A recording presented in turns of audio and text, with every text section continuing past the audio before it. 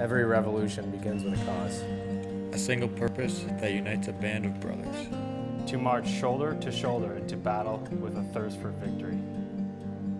Rebels paved the road to revolution with sacrifice, hard work, selflessness, desire. The course is set in motion, driving towards one goal. Scars mark the defeats in pursuit of an overthrow of the normal, the expected. Lynch scores for Robert Morris.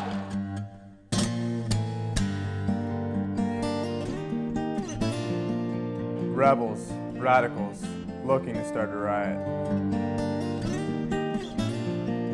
Every revolution starts with change. The revolution begins here. Road to Revolution, a season with Robert Morris Colonials hockey.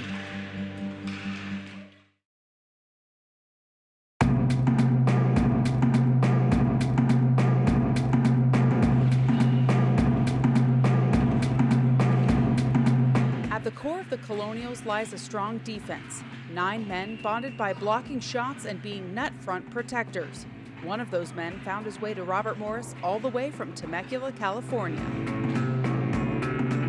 I mean, growing up in California, you know, it's not the easiest thing to get scouted, and the knowledge of hockey when I was playing wasn't very good. So I didn't really find out about juniors until I was about 16, and you know, by that time kids have already gone to showcases and got exposure. So I played for the Junior Kings. I got a chance to play for Prince George, and then they signed me. So I ended up playing at Prince George for a year and a half, and then Mark Workman saw me playing and approached me, and then after that I committed to Robert Morris. The map of RMU's defensemen spans from California to Michigan to New Jersey and all across Ontario to Oshawa, where Rob Mann began his path to Pittsburgh. For my 20-year-old year, I went out to British Columbia and played for the Penticton Vs, Fred Harbinson there.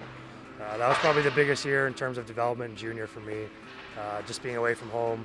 The travel schedule in BC compared to Ontario is a lot heavier, and then so I was committed here as a 19-year-old, spent the year in Penticton to develop, and then now I'm here. So. No matter where they're from, they become one solid unit when they arrive. Learning the ins and outs of college hockey as freshmen and beyond means being in and out of the lineup, a lesson that taught many of the Colonials how to lead as upperclassmen. My freshman year was a little tough just to get in the lineup numbers-wise. John Ray and I battled for quite a while as freshmen, and I think we both stuck with it. We were both really supportive with each other throughout that whole year. In the first couple of years, I think it's all about listening, learning what the coaches expect out of you, trying to figure out what your role is. I know what it's like, but guys showed me the ropes too as older guys. I think that's just kind of the culture here.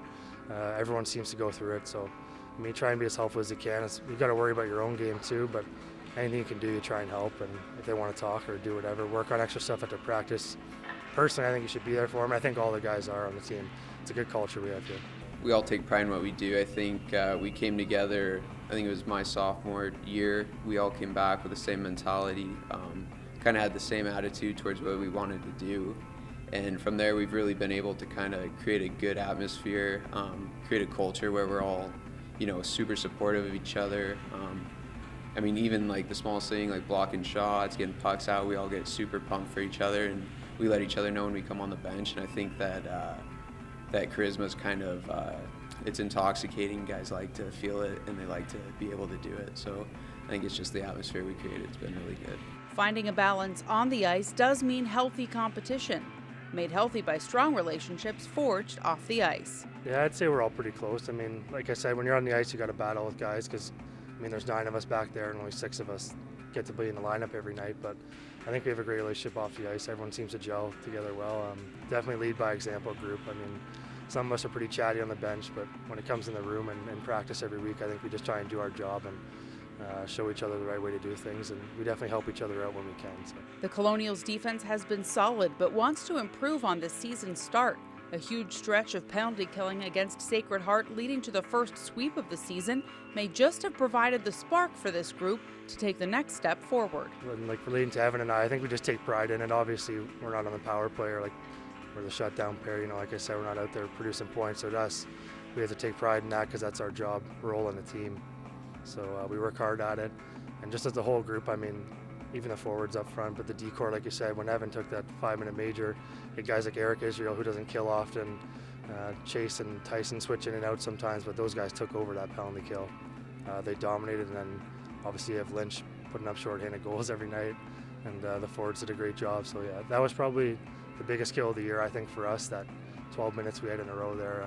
We've been struggling a bit, just seemed to can't catch a break, but I thought that was a definite turning point in the weekend for us. I think the biggest thing is we want to end on a good note.